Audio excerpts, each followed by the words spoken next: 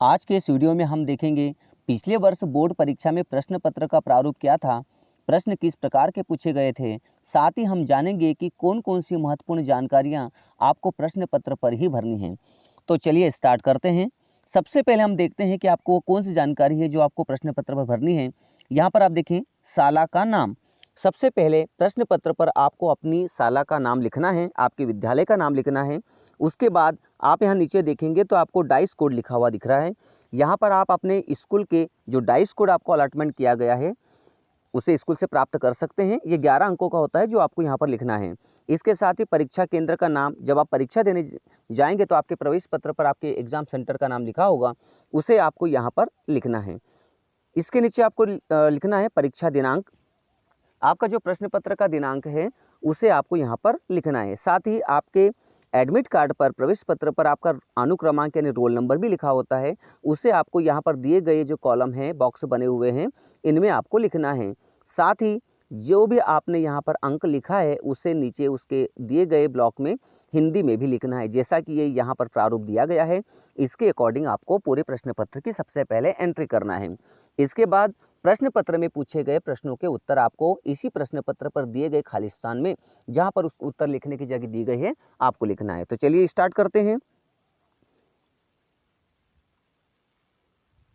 सबसे पहले हम देखते हैं बहुविकल्पीय प्रश्न। सबसे पहले आप इसमें निर्देश जो दिए जाते हैं उनको ध्यान से पढ़ें। तो यहाँ पर लिखा हुआ है, निम्नलिखित कविता को पढ़कर नीचे दिए गए विकल्पों में से सही विकल्प चुनकर लिखिए। आओ साथी वृक्ष लगाएं, सूखी धरती हरी बनाएं, वृक्ष हमारे जीवन दाता, यही हमारे भाग्य विधाता, वृक्षों से वर्षा आती है, वृक्ष पर बदली छाती है, उजड़े उपवन पुनः सजाएं, आओ साथी वृक्ष लगाएं।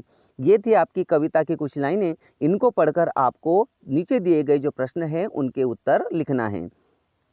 प्रश्न क्रमांक 1 है, आओ साथी लगाएं। यहाँ पर आपको खाली स्थान दिया है, तो आपको ऊपर दी गई लाइनों में से वह सही शब्द का चयन करना है जो इनमें आएगा।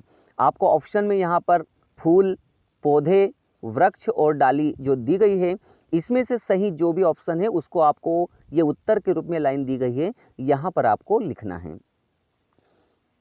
चलिए आगे प्रश्न देखते हैं। अगला प्रश्न है, वृक्ष हमारे क्या है।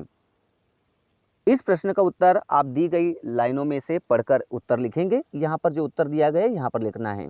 प्रश्न क्रमांक 3 है, जीवन का विलोम शब्द क्या है।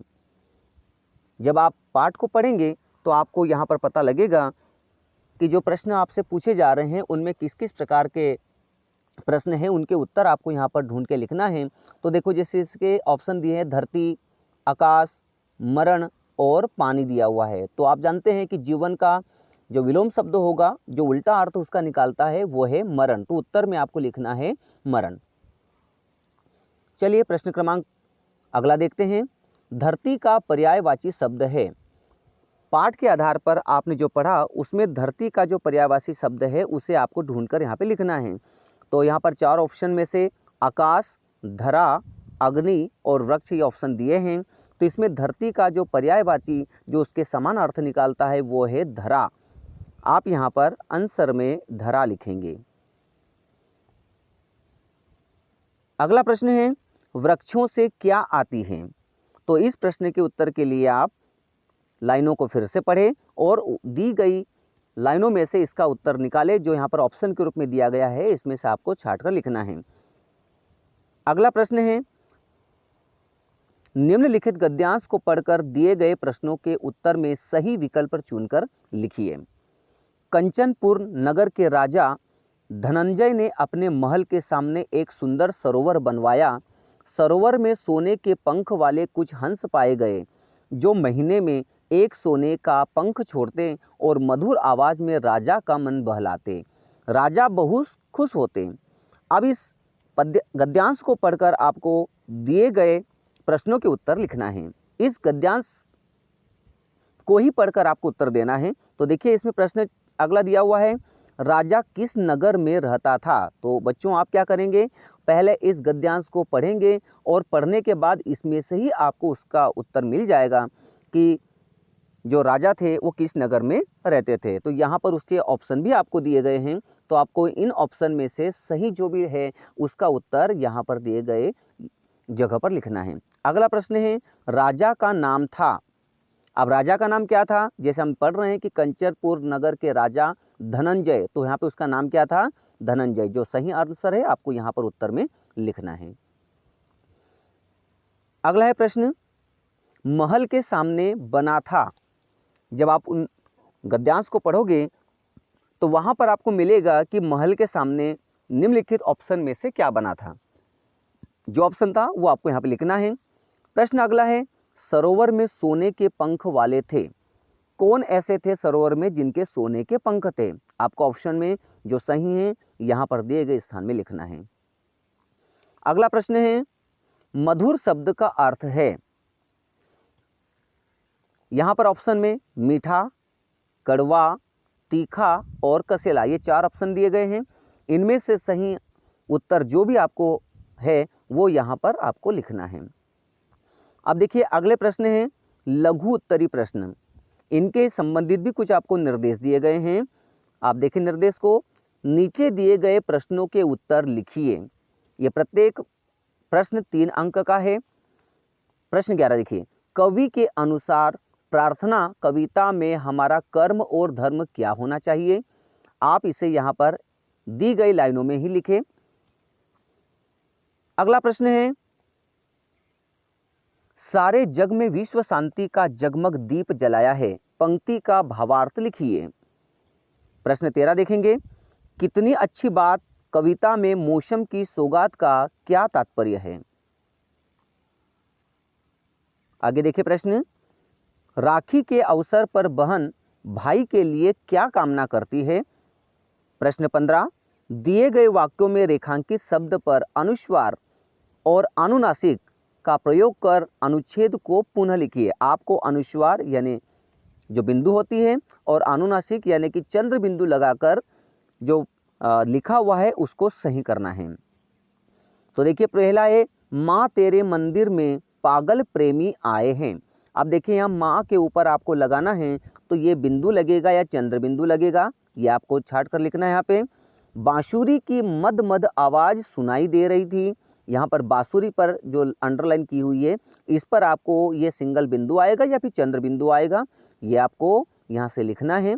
और उसकी आँखें बहुत सुंदर है। तो आँखें शब्द जब हम लिखते हैं तो कैसा लिखते हैं? हम इस प्रकार से उसको लिखते हैं, साथ में एक बिंदु लगाते हैं। तो आप क्या करेंगे, यहाँ पर ये बिंदु शब्द इसमें आएगा। अगला प्रश्न है, दिए गए वाक्यों को उनके सामने कोष्ठक में लिखे काल के अनुसार बदलिए।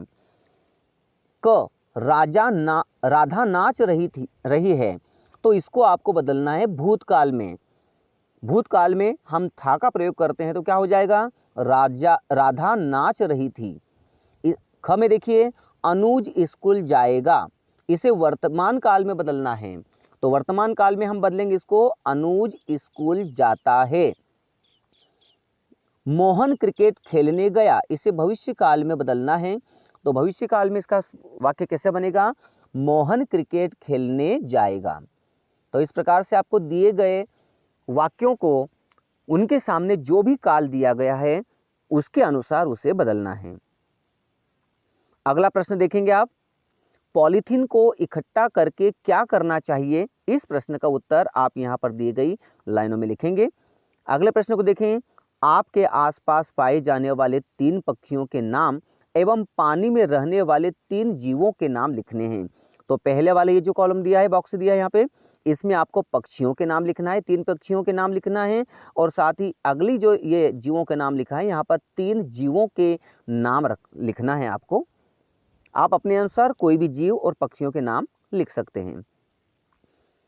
अगला प्रश्न देखिए, निम्नलिखित प्रश्नों के बहुवचन लिखिए। यहाँ पर एक वचन शब्द आपको दिया गया है, इनके बहुवचन बनाकर आपको उसके सामने जो जगह दी गई उसमें लिखना है। पहला है ऋतु, इसका बहुवचन आप यहाँ पर लिखेंगे।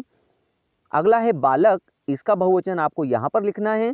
और संतरा, इसका बहुवचन आपको ये जगह जब दी गई है इसमें लिखना है। प्रश्न क्रमांक 20 देखें, शरीर को स्वस्थ रखने के लिए क्या आवश्यक है? ये प्रश्न भी 3 अंक का है और इसे आपको यहाँ पर उत्तर के रूप में दी गई लाइनों में लिखना है। अब आते हैं आपके दीर्घ उत्तरी प्रश्न। इन सभी प्रश्नों के उत्तर आपको 5 अंक मिलेंगे लिखने पर। देखिए, पुस्तक के उद्देश्य बताते हुए उसकी उपयोगिता के बारे में अपने विचार लिखिए। आप यहाँ पर अपने विचार इससे संबंधित लिखें। ये 5 अंक का है, आपको कम से कम 4-5 लाइनों में इसका उत्तर लिखना होगा। अगला प्रश्न देखें, अपने आसपास लगने वाले मेले में आपने क्या क्या देखा? 5 वाक्य लिखिए। जब आप अपने आसपास किसी मेले में घूमने गए तो आपने कौन कौन सी चीज़ें वहाँ पर देखी थी, उसका वर्णन आप लोग यहाँ पर कर सकते हैं। ये पिछले साल का प्रश्न है। इस वर्ष प्रश्न का बदल दी जाएंगे, अलग टाइप के रहेंगे, लेकिन प्रारूप बिल्कुल ऐसा ही रहेगा जैसा आपको यहाँ पर दिखाया गया है। इस टाइप से आपके प्रश्नों के उत्तर आपको यहाँ पर लिखना पड़ेंगे। अगला प्रश्न देखते हैं, निम्नलिखित लोकोक्तियों का वाक्यों में प्रयोग कीजिए। यहाँ पर आपको पहला नंबर दिया है, आम के आम गुठलियों के दाम। इस लोकोक्ति का वाक्यों में प्रयोग करना है तो आपको इस दी गई लाइन में यहाँ पर उसका वाक्य में प्रयोग करके लिखेंगे। काला अक्षर भैंस बराबर। तीसरा है, अक्ल बड़ी या भैंस।